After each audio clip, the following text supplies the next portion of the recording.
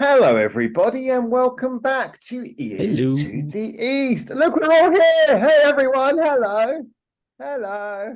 Hello. So, we suddenly realized, thanks to Benedict, that it is Halloween this month, and so we should perhaps honor that by talking about scary, spooky stuff. Even though Because Howard I didn't must, know when Halloween is. no, I knew it was sometime this month. I mean, it's the thing, isn't it? Like they have like Halloween stuff all the way through. So you start seeing pumpkin things here. I go to my local veg shop and they got like huge pumpkins for sale. And then like DADADAMS, they had like their Halloween gig last weekend. So it randomly happens during October, but I didn't know the specific date. However, this is our last recording session before Halloween.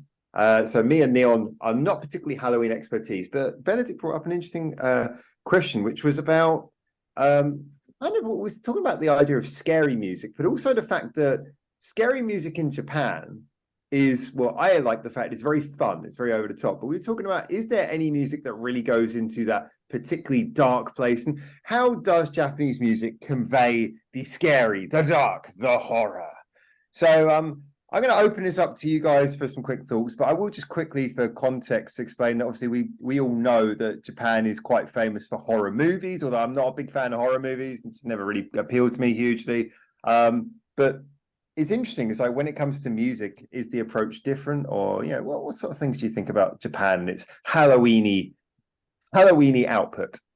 Well, the thing, like how I got to this topic is I was thinking about what is the nature of Japanese music. And then I was thinking like all the Japanese music I know, there's nothing really 100% evil or yeah, like in the There's people in West, the there are a comments lot of right now like going mad. metal groups that are just their how should I say their topic, their identity. It's very the music also sounds very evil, but I feel Japanese music it's always has a lot of happy, fun elements to it. So I Well, was wondering if there's actually any Japanese music that is just focused on being evil. we had a little bit of a listening digest before we went into the recording, um, and just to sort of give us some songs to listen through to.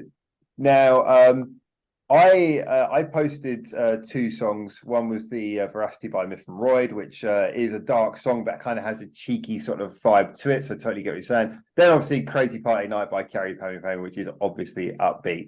Now, one of the ones I wanted to draw attention to was so Neon, you picked Kid's fifth single, which I think is just called Zero. Yeah, So easy. Yeah, they're pretty good, pretty dark, pretty expressionate, I think, as well. There's a lot going on there, quite dark, quite fast as well, heavy, but also quite slow and calculated. The music videos I think are absolutely great. Like aesthetically to watch, I think really kind of resonates that whole dark theme that we got going on. Admittedly, I really struggled with this one. I couldn't really think of a band that like really kind of resonates with me on that front. My thought did go towards Unlucky Morpheus. Even Benedict said, "Hey, why don't you pick Unlucky Morpheus?" But I was like, "Hey, I picked Unlucky Morpheus last time. I'm not picking them again." Plus, I I was thought, going to think you're obsessed with Fuki, perhaps. yeah, I am obsessed with Fuki. Who's not? And rightly so. But yeah, I thought go a little bit different with this one. A little bit more of like visual horror, more than maybe musical horror as well. As well, and also yeah, a male centric band for once. I know you got Too your close head in to the gutter. knuckle with the Fuki. We got too close to knuckle with the Fuki stuff, and you needed to quickly pull back to a safe place. Yeah, so yeah, I thought this is an opportunity to yeah talk about a male focused band for a change instead of an all female one. Well, just before we talk about the song, actually, I did want to bring up though, because the one thing that I think strikes people when they see this song, and I think like I noticed it when I first heard it like a few weeks ago, a few months ago, and immediately Benedict picked up on this as well just a moment ago when we were listening through to these, was that the video is very, very dark. And I think that like the Japanese, maybe it's that heritage of doing horror movies. They're very good at making videos, which are unquestionably quite dark. I mean, you look at that one, obviously, Necronomidal, which you also brought up, Benedict. I mean, It doesn't matter what they do, they look evil. Yeah, The kind of. Myth and Ride one was a bit stereotypically so, but I was going to say even Crazy Party Night by Carrie Poe Pammy, it's all bright and colourful, but it's basically got the like whole message of the video is that she gets replaced and is seemingly doomed, and then there's like hands flying out of things and severed body parts. It's actually pretty nightmarish if you give it enough thought. And you know, it is interesting how I think maybe there's that difference between the theatrically horrifying and the scary conceptual stuff, and perhaps what you were originally thinking of, which is something that just sounds malevolent, dark, and you know, evil. Yeah, I was actually thinking more about the music, but it's absolutely true. Exactly. I think I've seen a lot of Japanese music videos where they are not really holding back on the gore and the horror aspects of Sorry, the I was using video. that as a segue to get to your point. Yeah, sorry, but yeah. So do you think it's that like in the videos they're better at doing that in the videos than the songs? Because I must admit, Neon's choice of song, there weren't anything happy going on in that song that I heard. That song sounded pretty dark throughout for me. So yeah, it is what it is. It's you know, the band's not exactly renowned for being extraordinarily happy by any stretch of the imagination. But what I really like about them, for me personally, is like I said before, I always like the tone shifting.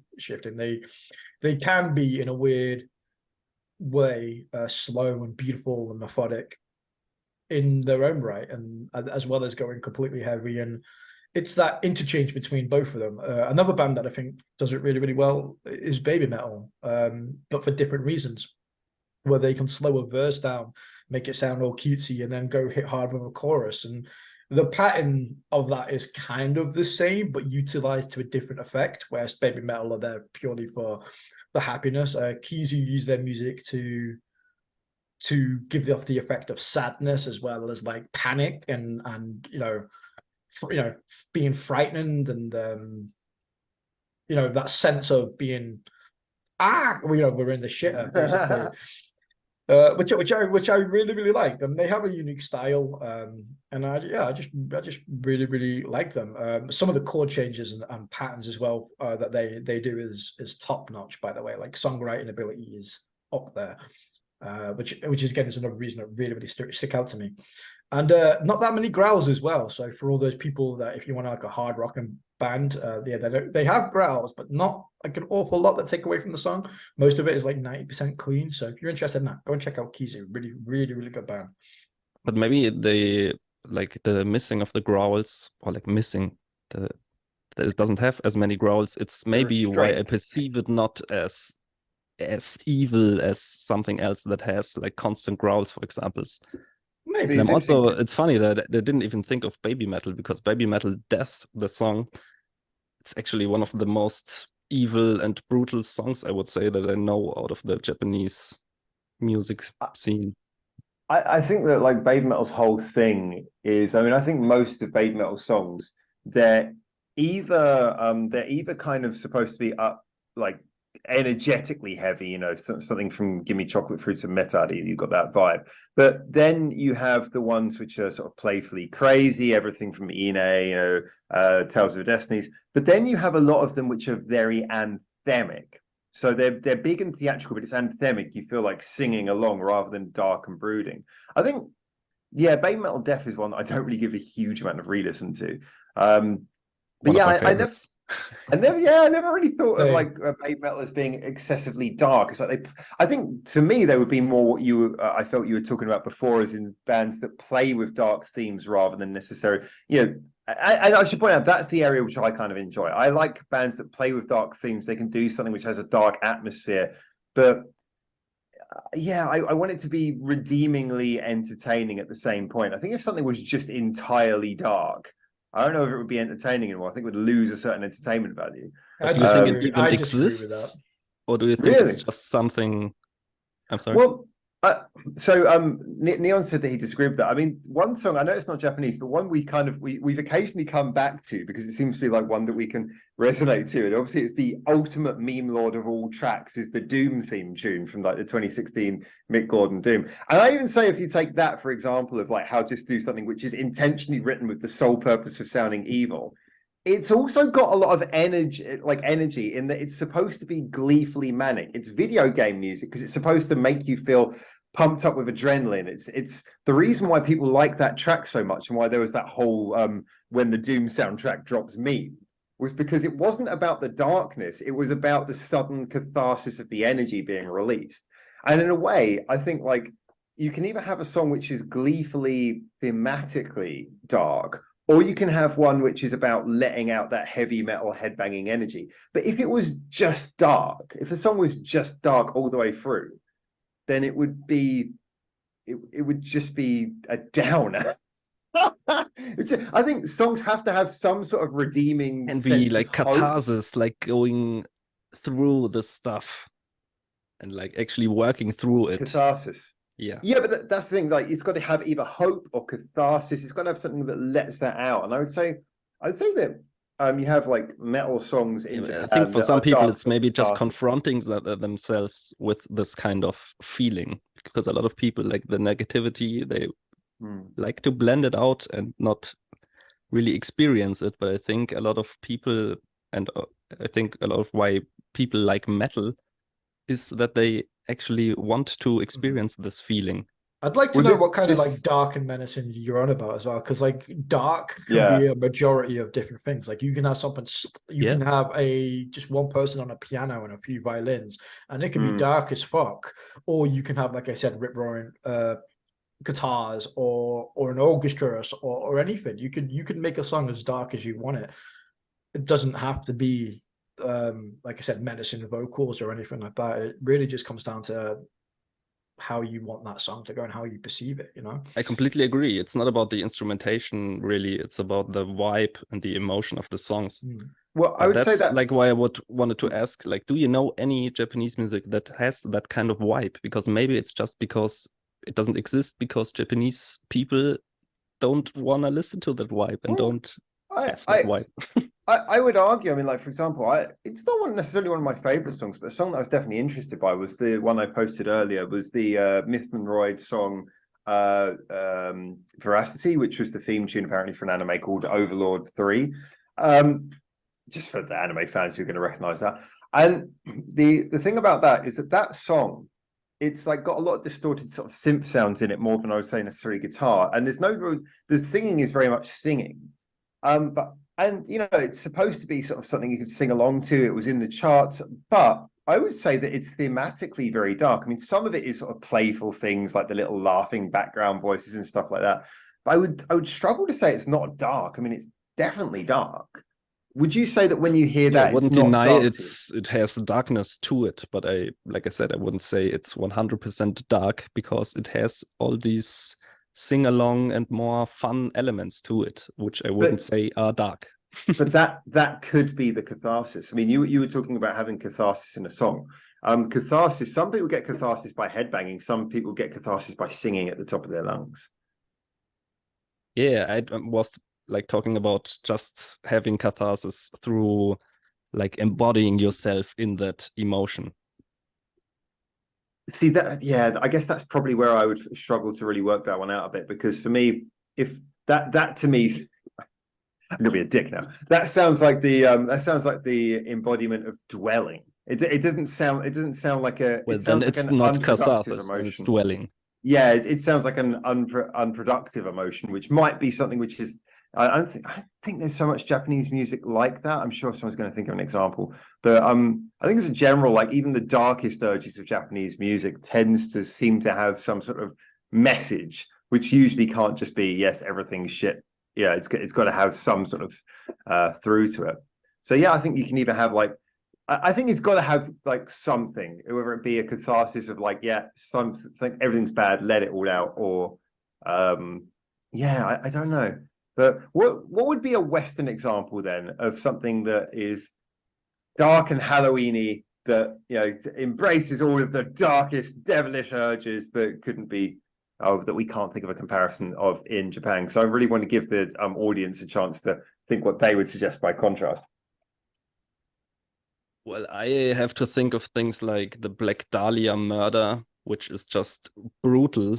And And Isn't that? yeah, I I was don't thinking of Unlucky feel like Morpheus. there's it's I would think it's an extreme metal band, extreme death metal, something I was thinking of like like the Black Death Mansion thing by Unlucky Morpheus. Can never remember that song name.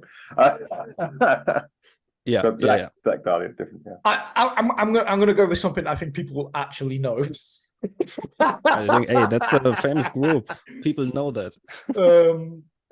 But even just something simple, I think in the West is like obviously really, really tame by comparison to what Benedict just said. But like even just things like Marilyn Manson is like has Yeah, that good example. vibe about it, you know.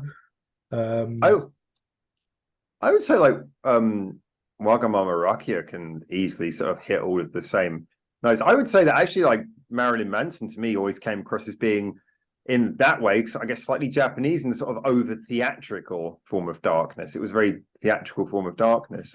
I would say that very dark, but in a way that would probably resonate more with a lot of the Japanese style of that writing, you know. Another band I think are really kind of good for that darkness and the way that they do things is a band called Death Stars, which is another one of my personal favorites. Really, really enjoy them. They're really good at what they do.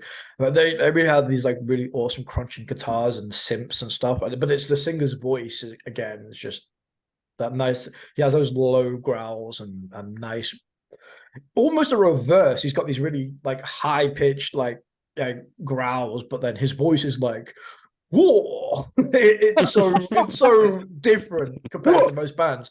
No, it's just like the way that he sings a verse is like darkness comes for you. It's all like all God, happy. this sounds incredible. This sounds like so theatric that I got it is. It's very theatric. You know, they've got the dark makeup on, their army uniforms on. He's got glitter and shit on his face. It is proper theatric. The music is so good. Are you sure this band isn't Japanese? This sounds Japanese. But yeah, another great band. Just like the sound of what they talk about and the music is quite dark, but it's so good. Yeah, I think. Yeah, Sorry, just have to think of a lot of like black metal groups. I mean, that's just a genre. It's really, I don't know if you are familiar with a lot of black metal. It's I'm going to refer you to the last two videos we had talking about metal, and you can see if you can work out the answer to that one. Probably not. But if like black metal, it's more like a thing of you going into trance because you have like songs that are 15 minutes and the mixing, it's really like weird in a way. Doesn't sound very full, but I don't know. It transports you into some evil plane. Or at least that's how I feel when I listen to black metal. I think the quiet and friendly Benedict has like a capacity for evil that I perhaps just don't understand. Absolutely. What you don't see on the camera is the torture room he has next door. I was about to say, when I see those pictures beside him, I get the feeling that he's like trying to let us know something quietly. Like they get darker and darker each time. It's like You know what I would really, really love to see is like a band like BAND-MAID or something, like really try something like really gothic and dark and see if they can pull it off. Just something really different, just like a one-off song. I'd love it. Just imagine all the girls dressed as goth girls for like one fucking song and just doing like a really it would. I think this is probably. I think Neil's got to the crux of the matter. I would fucking hate that. For what? For a one-off song? I'm not saying they have to do that. For me, this is interesting. This is probably where the supply and demand is different. Is for me, I feel like there's already too much of that shit in the world. There's too many sort of dark, serious. Or we're going to play angry hard rock bands. Like BAND-MAID. It doesn't have to be serious though. I think you're confusing it with like not a BAND-MAID song like that. Yeah, I think you're confusing it like it has to be all dark and dreary. No, the girls can still do what they want. It can still be an effectively high octane, happy, like just gothy song, you know? I think that the whole thing that makes them so good is the fact that their juxtaposition is so extreme. And I guess that's the thing is if you said so many other bands, I'd have probably seen it. But the reason it doesn't work for me with BAND-MAID is what makes them so good is that there's such an extreme difference between like how heavy they can go and how light their personalities and their outfits and their Miku stuff, like the Pigeon Hato madness is. But the fact that there's that big difference is one of the things that makes them so incredibly endearing. So I guess in my head, I just feel like that would just be shortening the distance between. Nah, man. Again, I'm gonna disagree with you here. I just see that. I'm with I see Neon that on as that. I see that as the complete opposite. If anything, BAND-MAID are the prime example to do that because they can bring all that fluffiness, happiness, and their eccentric energy and just make a one-off, creepy but awesomely good song. Like I would love to see a one-off thing of that. Just off the bat. No strings attached. You I'm never absolutely- have to see it again. But Yeah. I'd love to see it. Of course, I wouldn't turn down an experiment. Any experiment I'd be happy to see. But I think if someone was to give me a list of different things that they could do and that was on it, I can't see many chances that wouldn't come to the bottom of the list. I don't know. I could see Miku having so much fun being like a creepy Yeah, goth man. girl for a music video. It would be fucking amazing. It sounds to me like more like what you're suggesting is BAND-MAID just be BAND-MAID, but they cosplay for a But song. they cosplay as yeah, exactly. Pretty much. Well, if we were just talking cosplay, then yeah, I'm all for them like throwing on cosplay. But I'm like I said, imagine the girls, like imagine like the songwriting of anime as she tries to as they try to do that. It would be so amazing. Also Psyche as well. I'd love to see like how she would make her voice a little maybe scarier or spookier. A little growl. A little growl. I think we some had sides them of until we them said that we growls. didn't know before. Yeah, I like as a one-off thing. I would say when you know what I was like teetering on the edge of, you know what, maybe they got a point about this whole cosplay. and then Benedict says growls and that was and it. then he said we're gonna take the silky smooth beautiful Miku, some energetic screams. voice of Psyche and make her growl. And I was like, yeah, that's it. I could Plan needs to be burnt. I You could can definitely leave the growling out. Yeah, she Yeah, can leave the growling yeah. out. I don't think she should do any growls, but I'd like to see. Yeah, kinda I like don't think how, with like- her past what she had with her voice. Yeah. shouldn't do it. Maybe I that's get- what she was doing at the time. Maybe she was in a death metal. Maybe. But I could see like Psyche doing like Amy Lee type dark vocals, dark. clean Yeah, stuff. absolutely. Don't you feel that's already what she's doing though? I mean, I feel like her vocal style is actually quite dark. It's quite brooding. If anything, a lot of people have probably complained that well, I mean, sort of the few complaints I've heard is that too many people have said, oh, you know, she's always doing that sort of slightly over dramatic thrown vocal thing. Well, I have a message for those people. They're Fuck wrong. you. You're wrong. Yeah, but I mean, of all I've never heard any complaint in the opposite direction. So I would say that for me, I think that BAND-MAID can go properly dark, but in a way that I actually personally would be more in line with. You know, I mean, I'd be you guys interested- have mentioned about Rene before. I mean, isn't Rene surely already them doing that? I think it can go a lot darker. No, no. But let me ask you something, because you said like those things exist way too much already. But didn't you say you were on some DADADAMS Halloween live stream? So what did they do to make it Halloween? Okay, so DADADAMS, I must have, I've got to, I'll try not to get too much into this, but this was actually quite funny. So basically their Halloween thing, it was very cute, you know, sort of your pumpkins and ghost style Halloween, but each member dressed not up. Now, I don't know if they coordinated, but it looks like they coordinated to make their outfits as different as possible.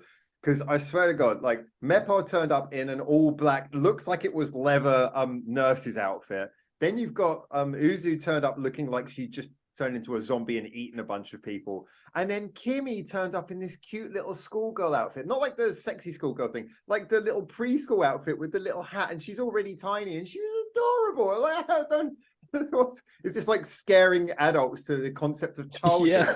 Yeah, it's like adults being scared about the possibility of having children. I think that's what she's really doing. It's like, family grown-up life is terrifying, isn't it, adults?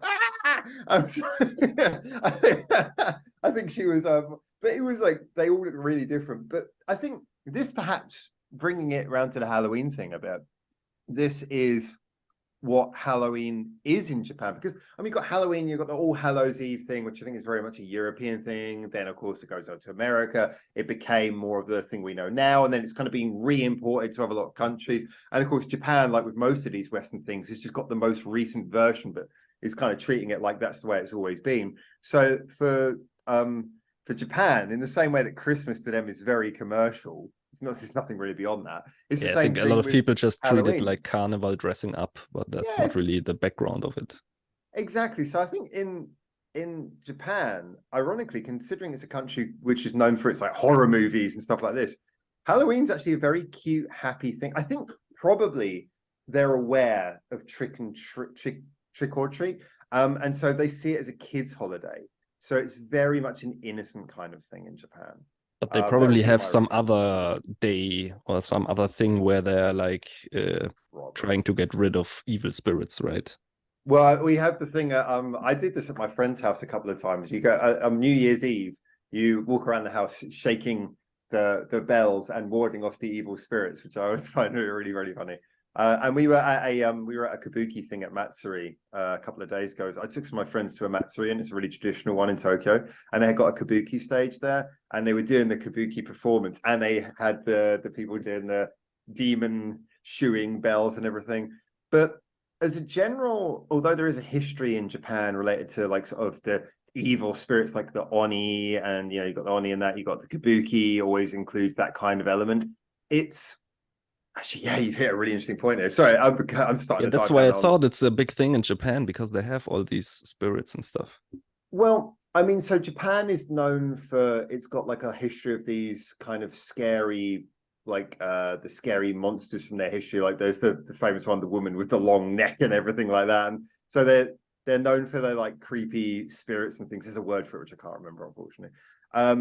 But it's interesting because those stories, I don't know where I assume they're sourced from a degree of like storytelling, which are, you know, most of these things, they come from a sort of a paranoid age before we knew what goes bump in the night, and you know, people didn't understand science and things, so you know, these folklores and things come up. But as a general, I don't think the Japanese necessarily dwell on these things as being like, I don't, because there's a lot of horror movies, but it's like one of those things where it's like it's seen as a very scary, negative, like, oh, don't bring it up. Oh, don't bring it up. It's scary, rather than, you know, we're going to build a whole industry around terrifying things. I don't know if that's a very clear installation, but I think probably, I hope people can understand what I you're get saying. what you mean. It's seen as the thing that they have a folklore understanding of, rather than, you know, people don't actively dwell on it so much. You know, you don't get occultists everywhere or things like that. And also the Japanese attitude towards death as a general, it's not something which is like it's something that you don't dwell on. You know, you have your little shrine or something to remember someone, but you don't dwell on their death. You know, you more think about their memory. So I guess the attitude towards the occult and all that is a very complicated subject that probably underpins all of this quite well. But then again, everything I'm saying is actually being undercut by the fact there is a big horror movie industry here, which does play Yeah, I find with it just exactly those interesting things. because that it's such a taboo thing to talk about, because like in the media and anime, that's like you see it constantly. Yeah, like Demon Slayer is one of those. I think Not the just thing Demon is, Slayer, a lot of anime. I think the thing is that probably, and maybe you would have to speak to like an older Japanese person to really get a concept of this, is that I think now that we have a better understanding of science and less of the world is based on, you know, those kind of paranoias, and with it being, you know, that being the case, I think that we probably are in a world where it's okay to sort of talk and, you know, make funny animes about demons and things, because it is now, it's like in the realm of science fiction. You know, it's one of those things where it's like it's more of a cultural curiosity, rather than if you went back sort of 70, 80 years, where people would have probably actually, there would have been a large propensity of people who might have actually believed, oh, it's a real thing. I think now we can laugh more at these things because they're, you know, we're kind of freed a little bit from a lot of those superstitions. You know, you go to the Matsuri like we did, it's set in a shrine, and obviously there are people who believe in these things, who are like working the shrine, but as a general, most people see it as a pleasant tradition. Yes, I think the Japanese attitude, I would really love to know, by the way, anyone in the comments, because this is an area of Japanese culture where I'm familiar with like a lot of the Japanese traditions, and I like a lot of the old-fashioned sort of fun sides of it, like, you know, the Matsuri and stuff. But I'm not really overly familiar with like how the what the attitude is towards the folklorish demons, the Onis and stuff. I'm more familiar with how they act towards like kami, like a local kami, or their traditions towards the actual, you know, the death of loved ones. So I'd be really fascinated if anyone in the comments wants to get in and give us a little bit more information on the Japanese attitude towards, you know, occultish and the demonic. But I do think now it's certainly not anything. You don't get people who are like, oh, I mean, there's no concept of hell in Japan. So it's not like, oh, if I'm doing something bad, I'm going to go to hell and Satan's going to. I mean, hell is a concept of Christianity. It's a New Testament concept that doesn't exist in Japan. So yeah, so I mean, I think it's a comical thing it's like a thing to scare children with. That's pretty much what it is. So it's probably gets a childish thought. Sorry, I've just gone down a rabbit hole myself there because like Benedict just opened the like well door and I just fell down the well and completely deconstructed all of my own opinions on this subject just by going, oh shit, everything I knew was wrong. Like in Matrix, I can only show you the door, but you have to, and he's already stumbling down the stairs. It's like, bro, if you were Morpheus, that would have been a very different film. I'm not so sure. On a related note, did you know Val Kilmer was going to play Morpheus, but they had to. Really? Yeah, but he actually had for it. He actually had the part of Morpheus, but couldn't do it because of scheduling conflicts and. Well, Will Smith was going to be Neo, wasn't he? Yeah, Will Smith was going to be Neo. Yeah. Yeah, he turned down the part. He got offered the role of Neo, and he turned it down. Can you imagine the training montage? He keeps on losing, and then he sees his wife and slaps. And suddenly, man, bitch slaps Agent Smith. Oh. Yeah, that would be an entirely different film with Will Smith and Val Kilmer, wouldn't it? Jesus. Val Kilmer and Will Smith. That would be the better. That would be one of the hardest ever deep fakes to try and remake. Try to deep fake Val Kilmer onto Lawrence Fishburne and Will Smith onto Keanu Reeves. Someone make it happen. So if you don't know about Japanese Oni, you're more than welcome to make a retrofit version of The Matrix, and we'll gladly watch it with you. So I think this is an interesting explanation into even as the Animatrix, which is Anime Matrix. I heard about that. Never saw it. Oh yeah, I love that. By the way, pretty good. That was Was it good? Yeah. There you go. So for Halloween, like the Matrix anyway. For Halloween, watch the Animatrix. I don't know why we're saying that, but that's what we're saying. Can you recommend any Halloween, any horror anime? Neon? Probably I have to ask. I was about to say, if you didn't say anime, I'd have probably been in with a chance there, but yeah. I don't know. Can I don't recommend a movie as well. Nothing like amazingly comes off like my off the top of my head for like Halloween-y stuff. I mean, we'd already talked about most of them. Like I said, we're going into the lore and stuff. Demon Slayer is a good one. Tokyo Ghoul might be another one if you're into that. Maybe one. think like Death Note. Death Note, yeah. I can't really think of anything like too Hellsing. like too menacing, like too that plays into like the proper dark side of it. To be honest, there is a Netflix show on Netflix called I can never say a name, like Terra or Tiro or something like that, which is a Filipino folklore and like all about demons and spirits and stuff like that. There, which anime is or real life? Anime. Yeah. I'm sure somebody in the comments will know the name of it. It's like Terra or Tiro or something like that. But it's like a Filipino take on that, all their folklores and monsters and stuff like that, which is like so different to like Japanese and like Korean. It's crazy. Okay. But yeah, so that's a really, really good show if you're into like that kind of stuff. I will watch it. There you go. Yeah. I got to be honest myself. I've never been a big fan of the supernatural, so I always kind of think to myself that I think the best horrors are you can have. I'm not a big horror fan anyway, but if there's going to be something horror for me, it would be probably something maybe even with a bit of a science fiction twist, because there's nothing more scary than the idea of like space and the unknown out there, and that's beautiful. Space horror, it's its own genre. Yeah, that's a fantastic thing. You talk about Lawrence Fishburne, obviously got like things like Event Horizon and all that kind of stuff, which I mean that dabbles with the religious bit, but I mean, it gives a scientific explanation at least. But I mean, you get these. I think if you want something scary, I'd say something which deals with the real scary things, like a vast unknown of space. But I can't really think of any like Japanese ones off the top of my head because I gotta be honest, the stereotype for Japanese horror is so strong that I've never really dived in. I've always gone for like Japanese comedies and things because I think there's just so many Japanese horrors. I almost feel like I was checking a cliche if I started watching Japanese horror movies. I can never get too into Japanese horrors. I don't know what it is. Like everybody, like when I was younger, I've seen like the obviously their version of The Ring or Ringu or whatever they call it over there. But isn't that Japanese? I thought it's it Korean. was no, I was Japanese, might be Korean. I don't know.